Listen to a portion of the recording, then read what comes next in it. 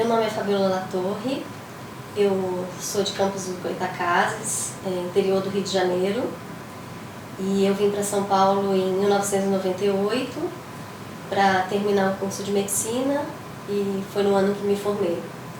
Vim fazer a residência de pediatria e eu me formei, sou pediatra, infectologista e intensivista e trabalho desde então nessa área. Acabei fazendo UTI e eu trabalhava, e trabalho ainda, né, como médica e com crianças na área da oncologia, apesar de não ser oncologista, mas eu trabalhava até o início desse ano numa UTI oncológica como coordenadora dessa UTI. Quando eu tinha 40 anos de idade, em junho de 2016, eu tive um diagnóstico de câncer de mama, carcinoma do ductal invasivo, e aí de médica eu virei paciente. E eu entrei nesse mundo do paciente oncológico. Falar que foi fácil talvez seja uma coisa muito superficial, mas também não foi tão difícil. Eu sempre convivi com crianças oncológicas e, para mim, essa experiência da resiliência pediátrica foi muito importante durante o meu diagnóstico e durante o meu tratamento.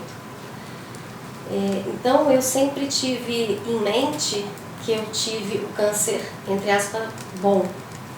E o tratamento do meu tipo de câncer, o meu câncer de mama, na fase inicial, e eu gosto sempre de comentar isso aqui, que eu sempre fiz meus exames preventivos, então eu tive um diagnóstico de um câncer na fase inicial, eu não tive metástases, eu tive um câncer pequeno, eu não tive infiltração ganglionar, então isso é muito importante, gosto de dar ênfase nisso sempre. Apesar da gente estar numa fase inicial da campanha de Outubro Rosa, a campanha eu acho que tem que ser de janeiro a janeiro. Então, eu tive um diagnóstico precoce e eu sempre fiz meus exames. Então, e além do exame, né, do autoexame, o exame tem que ser realizado pelo mastologista, pelo ginecologista, pelo seu médico. Então, acho que isso foi muito importante também para a minha resiliência diante do meu diagnóstico. Então, para mim foi um pouco menos difícil, se é que isso pode dizer. Então, eu enfrentei meu diagnóstico. Mas é claro que você ter um diagnóstico de câncer muda toda e completamente a sua vida. E eu acho que hoje em dia, hoje eu tenho uma vida pós-câncer, né? Hoje eu sou uma sobrevivente do câncer. Eu posso dizer que, na verdade, a sua vida pós-câncer é uma vida muito mais difícil que a sua vida durante o câncer. Então, durante o seu tratamento do câncer, a sua vida muda completamente, né? Você tem que estar direcionada e focada no seu tratamento, para que tudo dê certo. Então, você tem que fazer exames, praticamente 24 horas, 7 dias na semana, e focar na sua quimioterapia, na sua radioterapia, na sua cirurgia. Foi exatamente isso que eu fiz. E eu foquei em tudo que os meus médicos, apesar de eu ser da área, apesar de eu ser médica e trabalhar com isso, eu não sou oncologista de adulto e nem sou mastologista. Então, eu segui tudo que os meus médicos diziam. E eu foquei também em manter uma qualidade de vida adequada. Como que eu podia fazer isso? Então, se o meu médico dizia para mim, Fabiola, você vai utilizar medicações que podem te engordar. Tá, então como que eu posso melhorar isso aí? Você faça exercício físico. Nossa, doutor Max, mas eu fico muito cansada. A radioterapia me detona, me deixa muito cansada. Não, Fabiola, mas se você fizer exercício físico, isso vai melhorar a sua fadiga. E era verdade. Chegava em casa super cansada da quimioterapia. Meu marido falava assim, você tem certeza que você vai pra ginástica? Eu tenho certeza que eu vou pra ginástica. E aí, depois de ficar assim, tipo, quase igual uma cachorrinha, da quimioterapia e da radioterapia, eu levantava e depois de meia hora, 1 hora do exercício físico, liberava todas aquelas substâncias maravilhosas que o exercício físico libera e eu já estava de novo erguida. Então eu confiava em toda a medicina baseada em evidências que eu sempre disse para os pais e para os meus pacientes. Então eu acreditei naquilo que eu vivenciava há 18 anos. E dessa forma que eu trabalhei durante todo o meu tratamento. É claro que tem dias que é muito difícil, que é mais difícil, principalmente nos 3 primeiros dias pós-quimio, né? A gente ficava muito cansada e a gente tem que respeitar o nosso corpo, né? Então, se seu corpo está pedindo descansa, descanse, porque não é fácil. Mas uma coisa que ajuda muito, né, é a cabeça. Tem gente que fala assim, a gente tem que não ficar se cobrando muito, né, porque tem que manter a cabeça para cima. A gente fala o tempo todo, coloque sua cabeça para cima, coloque um pensamento positivo, e muitas pessoas ficam assim, você tem que se cobra demais, às vezes você não pode se cobrar demais. Sim, realmente, eu acho que você tem que fazer o que está na sua cabeça. Se hoje você não quer se cobrar e hoje você quer ficar para baixo, você quer chorar, você quer espernear, esperneia. Afinal de contas, filha, se você tem câncer, você pode tudo. Porque se há uma coisa que as pessoas deixam você fazer o que quer, é quando você tem câncer. Todo mundo tem medo de câncer. Então faça e aproveite quando você tem esse diagnóstico. Mas não se vitimize, porque senão a doença ganha. O câncer não dá chance para o azar. Então, ter um otimismo e manter o pensamento positivo é super importante. Eu sou a prova viva disso. E muitos pacientes são a prova viva disso.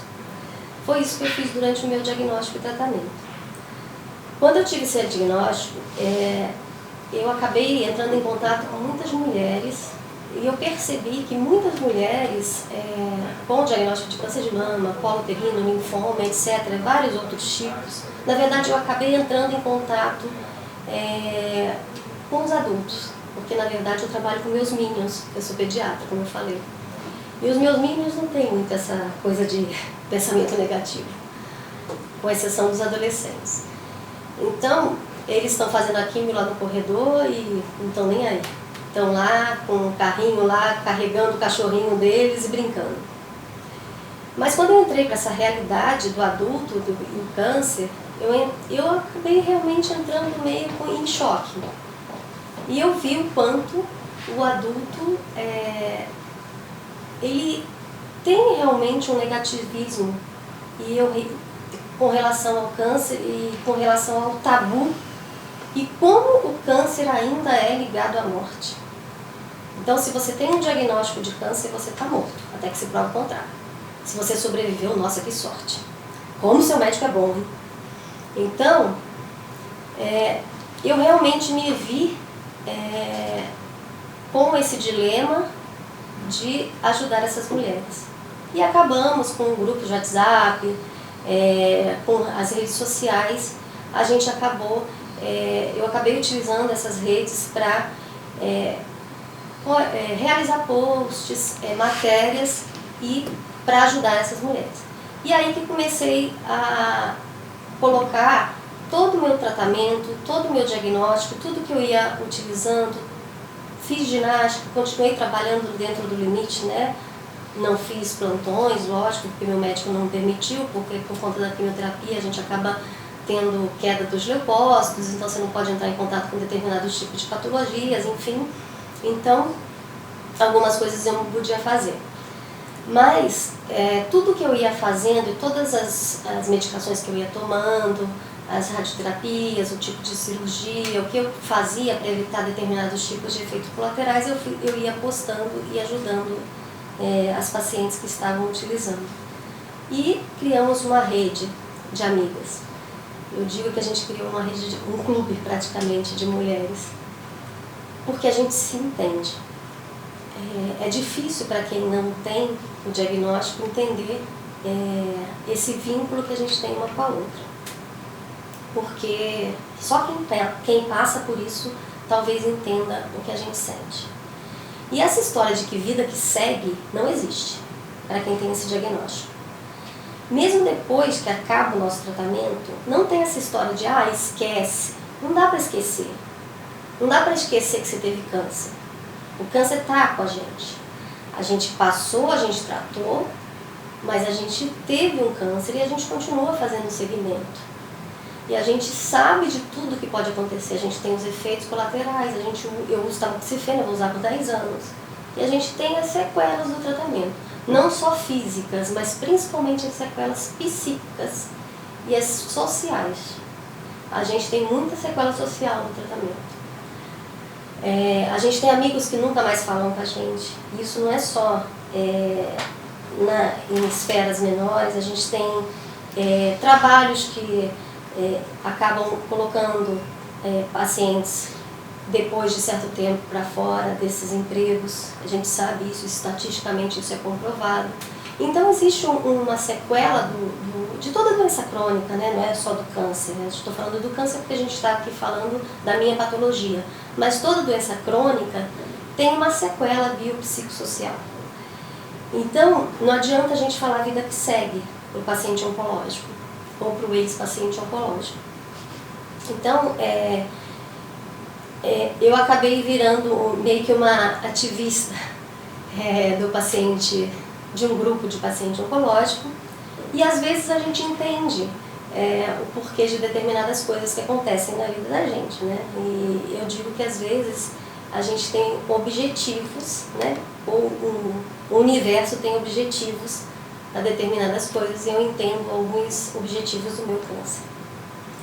Um dos objetivos é ajudar esse bando de mulher enlouquecida ao redor de mim. Eu tenho uns 3 ou 4 grupos de WhatsApp que dá mais ou menos umas 2.000 mulheres. Então, nas minhas redes sociais, elas entram em contato comigo e aí a gente coloca essas mulheres no grupo. São mulheres que tem até fora do Brasil. E a gente se fala mesmo sem se conhecer. E muitas dessas mulheres, elas têm um vínculo emocional maior comigo do que próprios colegas de trabalho ou amigos que a gente se conhece há anos.